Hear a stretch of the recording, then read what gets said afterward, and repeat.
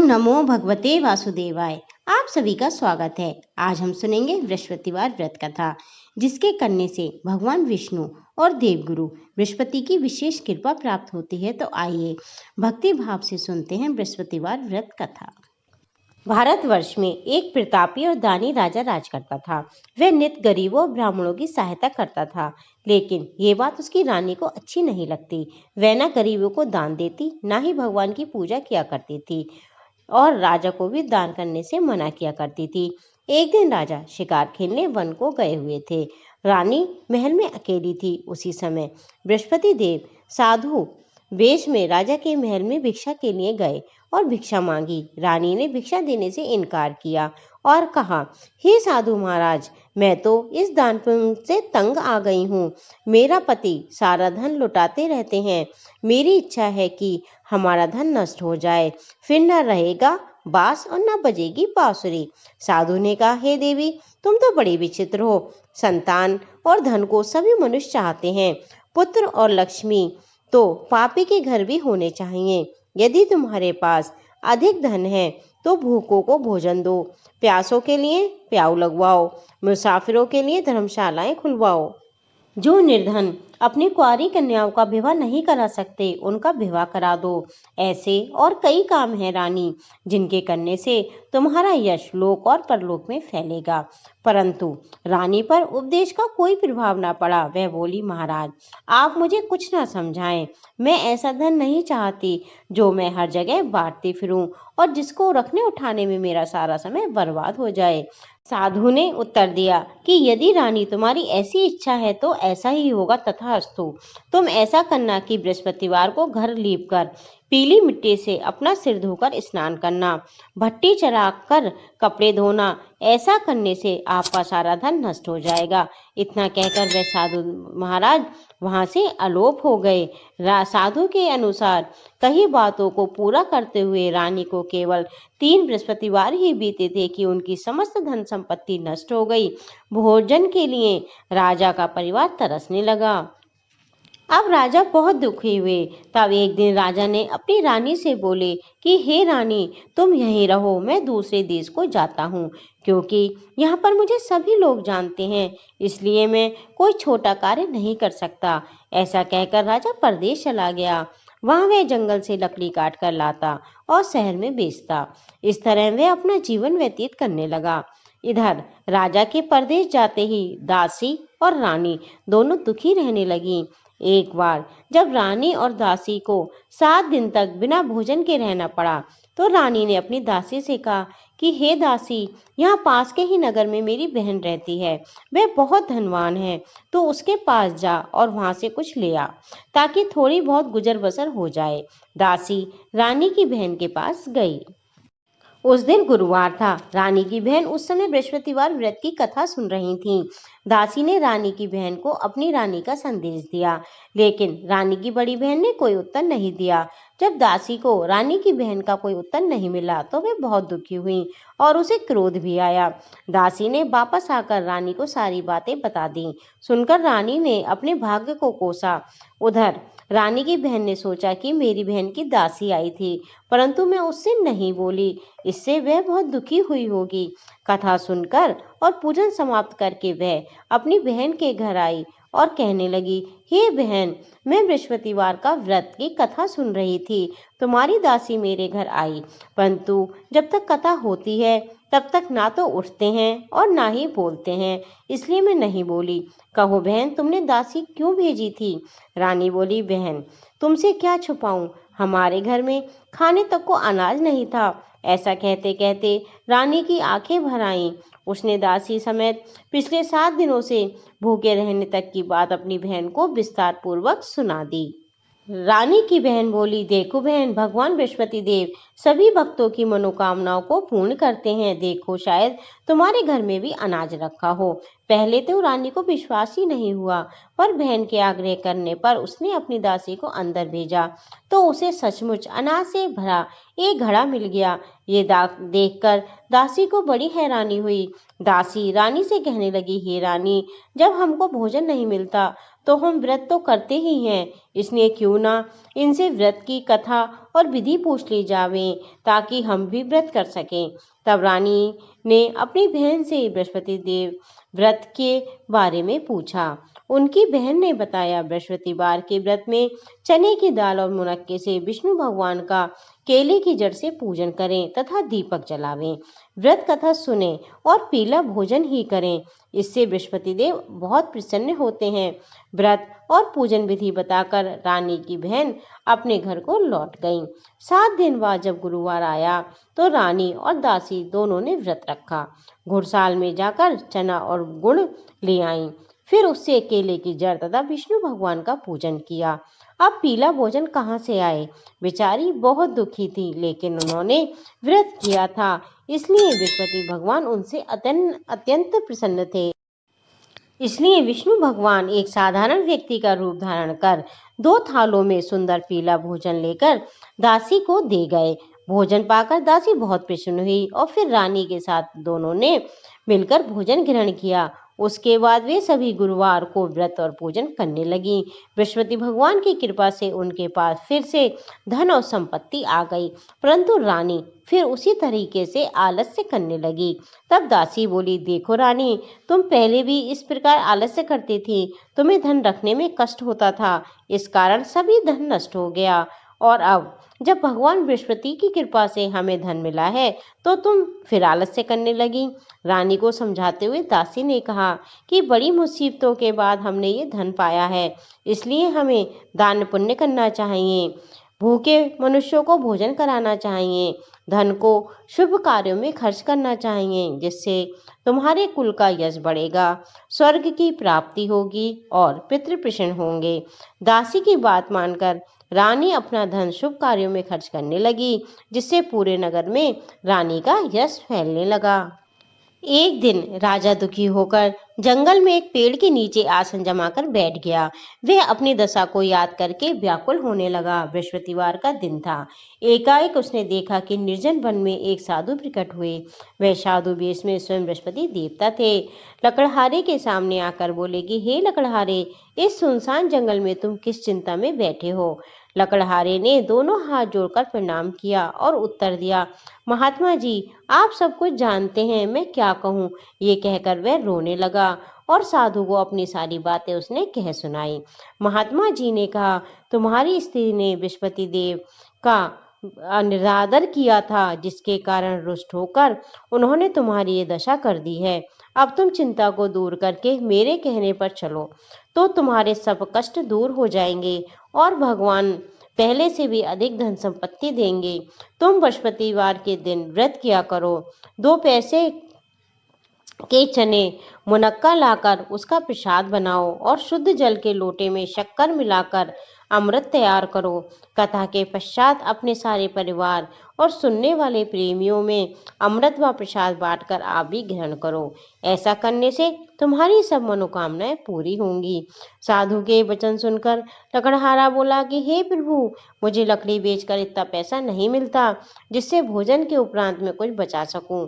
मैंने रात्रि में अपनी रानी को व्याकुल देखा है, मेरे पास कुछ भी नहीं जिससे मैं उसकी खबर मंगा सकूं। साधु ने कहा, हे लकड़हारे, तुम किसी बात की चिंता मत करो। बृहस्पति के दिन तुम रोजाना की तरह लकड़ियां लेकर शहर को जाओ। तुमको रोज से दुगना धन प्राप्त होगा, जिससे तुम भली भांति भोजन कर लोगे तथा बृहस्पति देव की पूजा का सामान भी आ जाएगा। इतना कहकर साधु महात्मा वहां से अंतर्ध्यान हो गए। धीरे धीरे समय व्यतीत होने पर फिर बृहस्पतिवार का दिन आया। लकड़हारा जंगल में लकड़ी काटकर किसी शहर में बेचने गए। उसे उस दिन से अधिक पैसा मिला। राजा ने चना गुड़ आदि लाकर गुरुवार का व्रत किया। उस दिन से उसके सभी कलेश दूर हो गए, परंतु जब दोबारा गुरुवार का दिन आया तो बृहस्पतिवार का व्रत करना भूल गया। इस कारण बृहस्पति भगवान नाराज हो गए। उस दिन उस नगर के राजा ने विशाल यज्ञ का आयोजन किया और शहर में ये घोषणा कर दी कि कोई भी मनुष्य अपने यहाँ भोजन न बनावे, न आग जलाए। समस्त जनता मेरे यहाँ भोजन करने आए। इस आज्ञा को जो नहीं मानेगा उसे फांसी की सजा दी जाएगी। इस तरह की घोषणा संपूर्ण नगर में करवा दी गई। राजा की आज्ञा के अनुसार शहर के सभी लोग भोजन करने गए, लेकिन लकड़हारा कुछ देर से पहुंचा, इसलिए राजा उसको अपने साथ घर में लिवा ले गए और ले जाकर भोजन करा रहे थे। रानी की दृष्टि उस खूंटी पर पड़ी जिस पर उनका हार लटका हुआ था। वह वहां दिखाई नहीं दिया। रानी ने निश्चय किया कि मेरा हार इस मनुष्य ने चुरा लिया है। उसी समय सिपाहियों को बुलवाकर उसको कारागार में डलवा दिया गया। जब लकड़हारा कारागार में पड़ गया और बहुत दुखी होकर विचार करने लगा कि ना जाने कौन से पूर्व जन्म के कर्म से मुझे ये दुख प्राप्त हुआ है, और उसी साधु को याद करके रोने लगा जो कि उन्हें जंगल में मिला था। उसी समय तत्काल बृहस्पति देव साधु के रूप में प्रकट हुए और उसकी दशा को देखकर कहने लगे, अरे मूर्ख, तूने बृहस्पतिवार की कथा नहीं कही, इस कारण तुझे दुख प्राप्त हुआ है।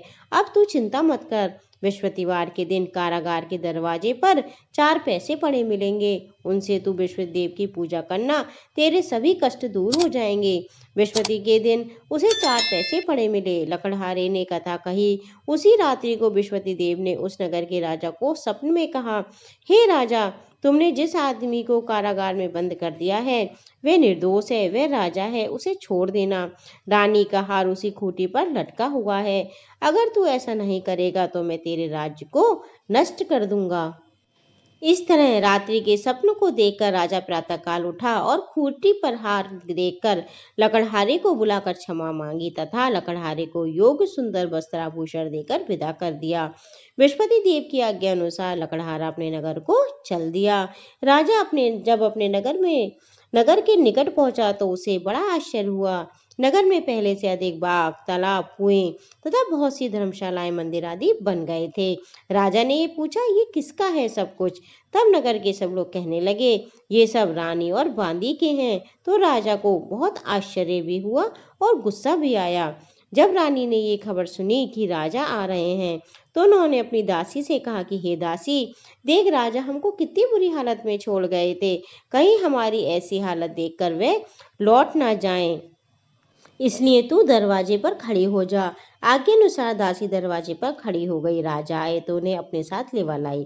तब राजा ने क्रोध करके अपनी रानी से पूछा, ये धन तुम्हें कैसे प्राप्त हुआ है? तब उन्होंने कहा, ये सब हमें बृहस्पति देव के व्रत के प्रभाव से प्राप्त हुआ है।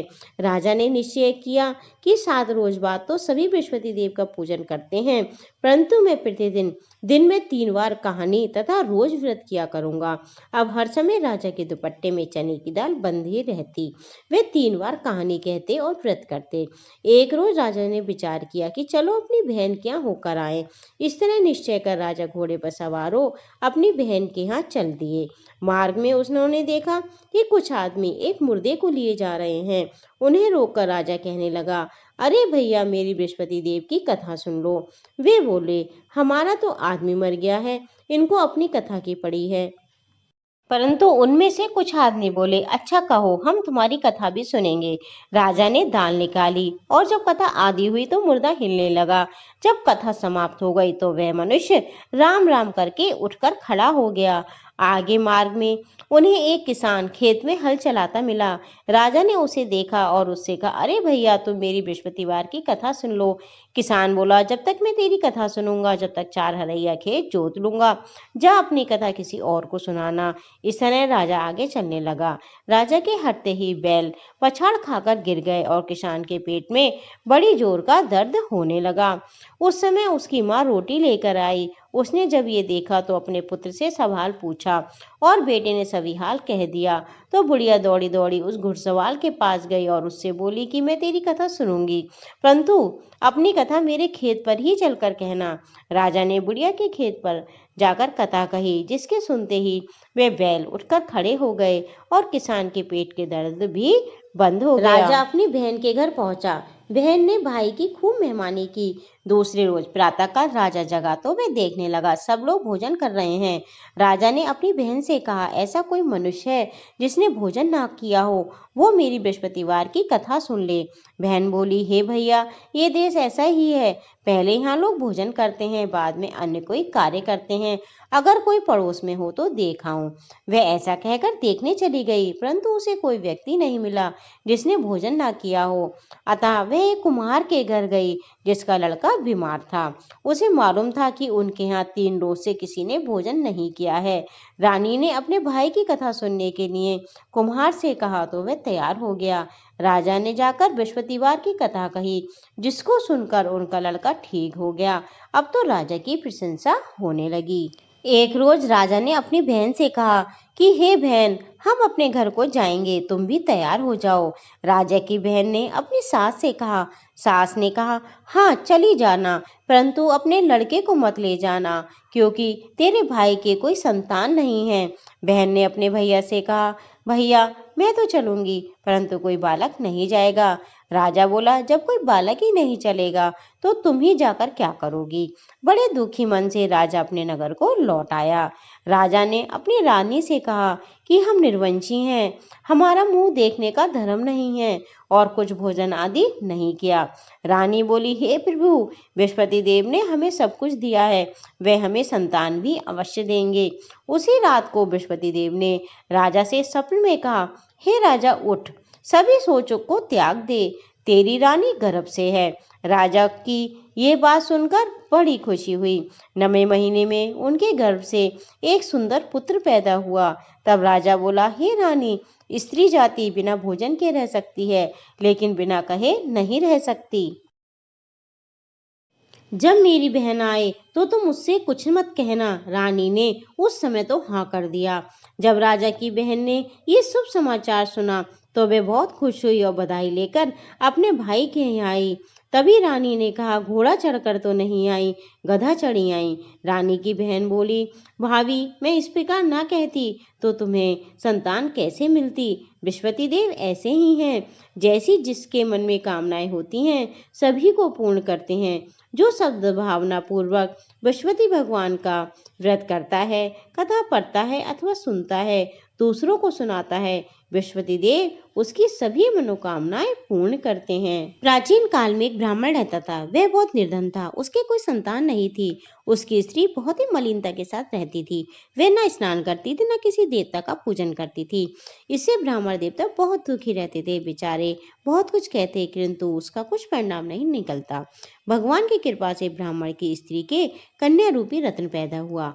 कन्या बड़ी होने पर प्रातः स्नान करके विष्णु भगवान का जाप और बृहस्पतिवार का व्रत करने लगी।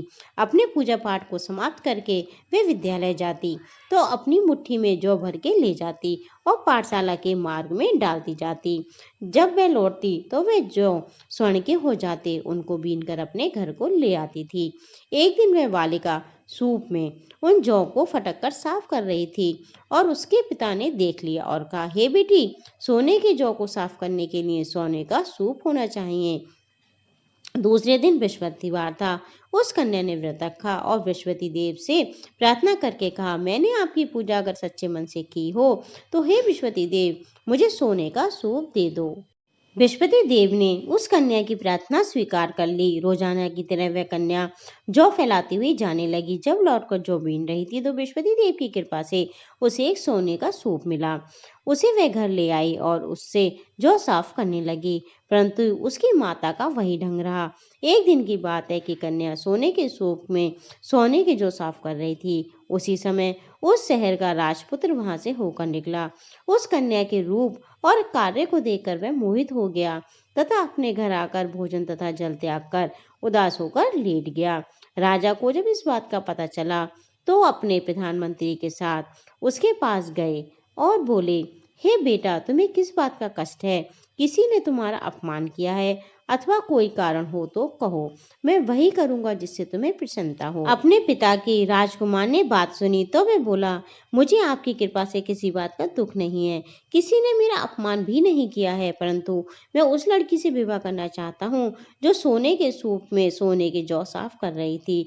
ये सुनकर राजा आश्चर्य में पड़ा और बोला, हे बेटा, इस तरह की कन्या का पता तुम ही लगाओ, मैं उसके साथ तेरा विवाह अवश्य ही करवा दूंगा। राजकुमार ने उस लड़की के घर घर का पता बतलाया। तब मंत्री उस लड़की के घर गए और ब्राह्मण देवता को सभी हाल बतलाया।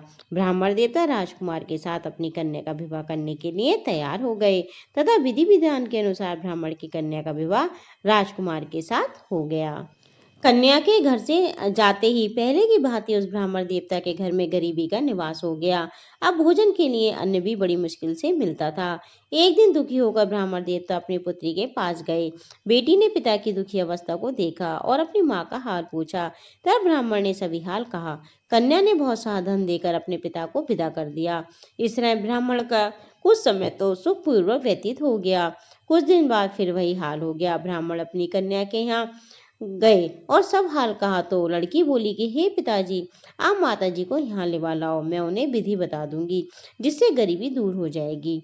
वह ब्राह्मण देवता अपनी स्त्री को साथ लेकर पहुंचे तो वे अपनी माँ को समझाने लगी कि हे माँ, तुम प्रातःकाल प्रथम स्नान आदि से निवृत्त होकर विष्णु भगवान का पूजन किया करो, इससे सब दरिद्रता दूर हो जाएगी। परंतु उसकी माँ ने उसकी एक भी बात नहीं मानी और प्रातःकाल उठकर अपनी पुत्री के बच्चों के झूठन को खा लिया।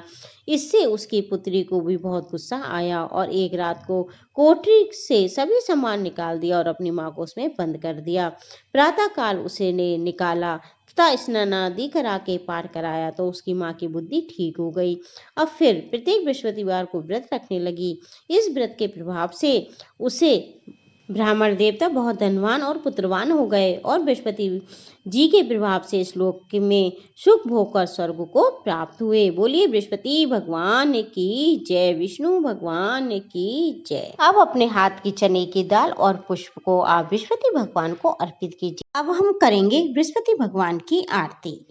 ओम जय बृहस्पति देवा, स्वामी जय बृहस्पति देवा, छिन छिन भोग लगाऊं कदली फल मेवा। ओम जय बृहस्पति देवा, तुम्हें पूरण परमात्मा, तुम्हें अंतर्यामी, स्वामी तुम अंतर्यामी, जगत पिता जगदीश्वर तुम सबके स्वामी। ओम जय बृहस्पति देवा, चरणामृत निज निर्मल सब पातक हरता, स्वामी सभी पातक हरता, सकल मनोरथ दायक कृपा करो भरता। ओम जय बृहस्पति देवा, तन मन धन अर्पण कर जो जन शरण पड़े, स्वामी जो जन शरण पड़े, प्रभु पिकट तभी हो करे आकर द्वार खड़े। ओम जय बृहस्पति देवा, दीन दयाल दयानिधि भगतन हितकारी, स्वामी भगतन हितकारी, पापी दोष सभी हरता भव धनहारी।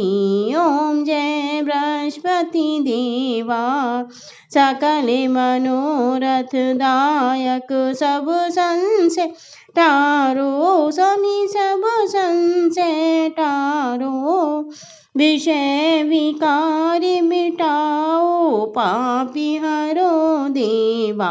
ओम जय बृहस्पति देवा, जो कोई तेरी आरती प्रेम सहित गावे, स्वामी प्रेम सहित गावे, ज्येष्ठानंद आनंद सो निश्चय फल पावे। ओम जय बृहस्पति देवा। इस प्रकार देवगुरु बृहस्पति देव की पावन कथा यहाँ पूर्ण होती है। जो भी भक्त श्रद्धा और विश्वास के साथ इस कथा को सुनता है और व्रत करता है, उसके जीवन की सभी बाधाएं दूर होती हैं, घर में सुख समृद्धि का वास होता है। बोलिए बृहस्पति भगवान की जय।